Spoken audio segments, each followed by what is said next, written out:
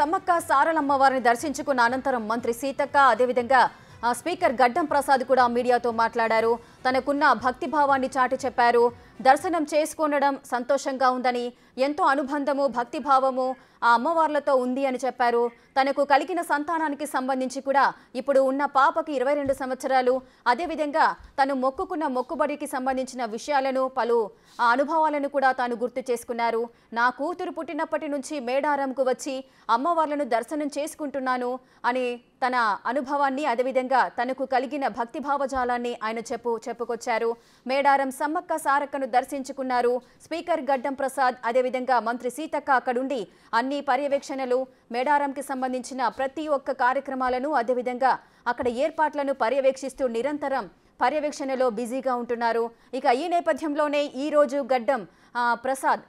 Speaker గడ్డం ప్రసాద్ ఈరోజు మేడారంకి చేరుకున్నారు. అక్కడ ఉన్న అమ్మవార్లను దర్శించుకొని తనకున్న భక్తి భావజాలాన్ని మీడియాతో పంచుకున్నారు.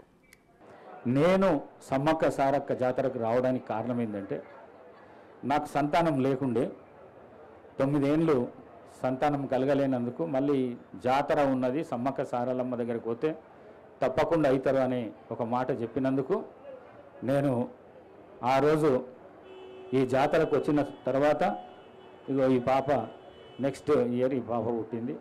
ఆమె ఇప్పుడు 22 ఇయర్స్ ఆమె. మరి ఆ నమ్మకంతోనే సమ్మక్క సారలమ్మల మీద ఉన్న గౌరవం అనుకోండి, ప్రార్థన అనుకోండి, పూజ అనుకోండి, ప్రతి 2 సంవత్సరాలకు ఒకసారి తప్పకుండా ఎటువంటి కష్టం ఉన్నా కూడా వచ్చి జాతరను సందర్శించుకొని పోతాము.